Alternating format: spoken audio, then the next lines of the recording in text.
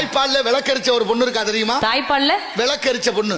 விளக்கரிச்ச பொண்ணு அது யாருங்க சாமி? விளக்கரிச்சிருக்கு. தஞ்சாவூர்ல ஒரு கோயில் இருக்கு தெரியுமா? என்ன கோயில் சாமி? தஞ்சை பெரிய கோயில் இருக்கு. அதான் பெருவுடையார் கோயில். பெருவுடையார் கோயில் கட்டினவர் ராஜராஜ சோழன். கோயில் குடமுழுக்கு முடிஞ்சிருச்சு.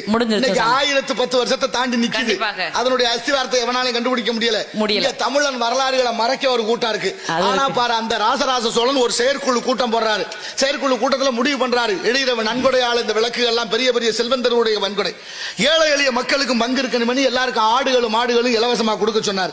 அப்படி இலவசமா கொடுத்துட்டு வருமானத்தை எல்லாரும் வச்சுக்கங்க, ஆனா கோயில்ல விளக்கு அணையாம பாத்துக்கணும், எல்லாருக்கும் ஒரு விளக்கு ஒதுக்கியாச்சு. உங்களுக்கு ஒரு விளக்கு, எனக்கு ஒரு விளக்கு, அவங்களுக்கு அப்படி எல்லாருக்கும் ஒதுக்கியாச்சு, பேர் எழுதியாச்சு.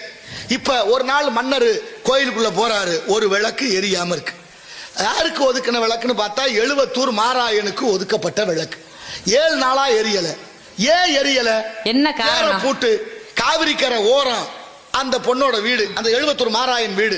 அங்க போனா ஒரு ஓலை குடிசை, காவலாளி போய் கூப்பிடுறாங்க, மாராயா மாராயான்னு சத்தம் போட்டா ஒருத்தரும் சத்தம் கேட்கல. ஒரு பொண்ணு விசும்பல் சத்தம் கேட்குது, அழுகிற சத்தம். அந்த பொண்ணு சவள பாஞ்சு எலும்பு தோலுமா இருந்த குழந்தைய தோல்ல போட்டுக்கிட்டு வெளியில வர்றா. மன்னர் கேட்கிறார், யாரம்மா நீ? மாராயன் மனைவியா? ஏன் கோயில்ல விளக்கறியாம இருக்கு 7 நாளா? மன்னன் கட்டளையை மீறலாமா?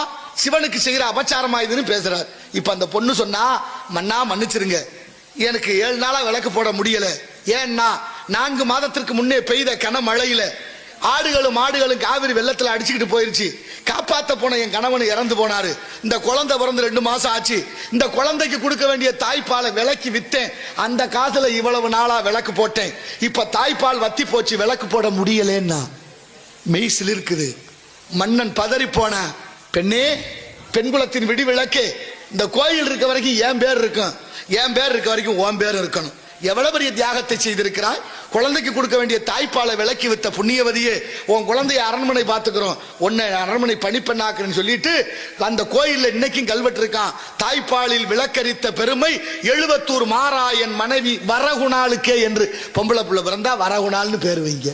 எவ்வளவு மகத்துவம். யாராவது பேர் வைக்கிறாங்களா?